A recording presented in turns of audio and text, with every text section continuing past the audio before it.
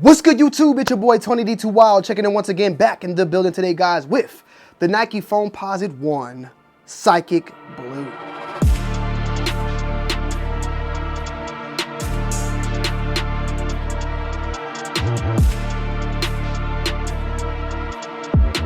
The Nike Foamposite One Psychic Blue is set to release on May 2nd for a retail price point of $230. And no significance, brand new colorway, nothing attached to it, just something different coming out of the Foamposite layer.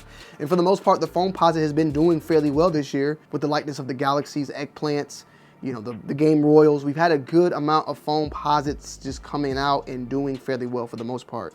This is, in my opinion, going to be a Foamposite though that potentially may actually sit and potentially go under retail. We'll talk about that a little bit later though. With that said though, this is a Psychic Blue. It's in a matte colorway, so there is none of that Foamposite shine overall. And when I was actually doing my on foot portion, when I looked at them, they reminded me a lot of the Gamma Blue series of just Jordan 12, Jordan 11, a lot of the Gamma Blue in general. It reminded me a lot of them. Even I think it was like with the Jordan 13. There's a couple of Gamma Blues and blue and that mellow look overall, the mellow 13s that just kind of look very similar to this, and they looked very, very nice on feet. I'm not gonna lie, they definitely changed my mind a little bit, because there are some cons that we'll get into later about what my only issues with the sneaker. But for the most part, these are pretty fire. Now, speaking of my cons, one of the things is the durability. When it comes to Foamposite, durability is usually 10 out of 10. These are one of the most durable basketball shoes out there. The foam material is very, very durable. It doesn't mess up.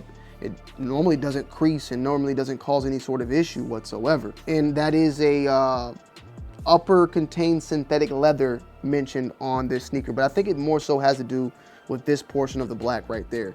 But with that said, I noticed on this particular pair that on the foam itself, and someone commented this, I want to say on the Galaxy Foams or maybe on the Game Royals, and I didn't really notice it then, but I do notice it now, and hopefully it's not my brain is playing with itself, no diddy.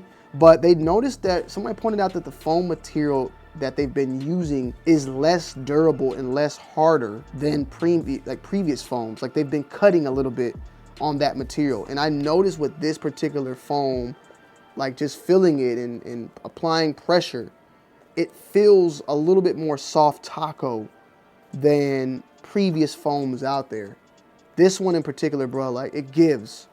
And I thought maybe it could be the matte material that's being utilized, but even on these seem a little bit better. But I don't know, like I can't really tell off the top of my head because I don't own any older foams that I could compare this to right now. But these definitely feel a lot more softer. They feel a little bit less durable. I just feel like they've cut a little bit when it came to the Foamposite material. If y'all have any comments on that, feel free to comment on that down below. The upper portion, which you feature this black right here, is a very unique type of material that I talked about a little bit in the Got 'em Early.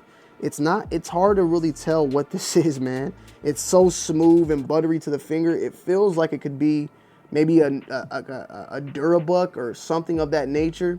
It has this type of overall just glide. It just glides. I hate to sound so vague and stupid, but it's like a squeaky leather, bro. It's very hard to tell. I honestly think though it's like a nubuck, but it's possibly like a fake nubuck because it says synthetic leather, and that's the only thing that could feature something that even looks like leather, and that would be this. So it must be this like a poly.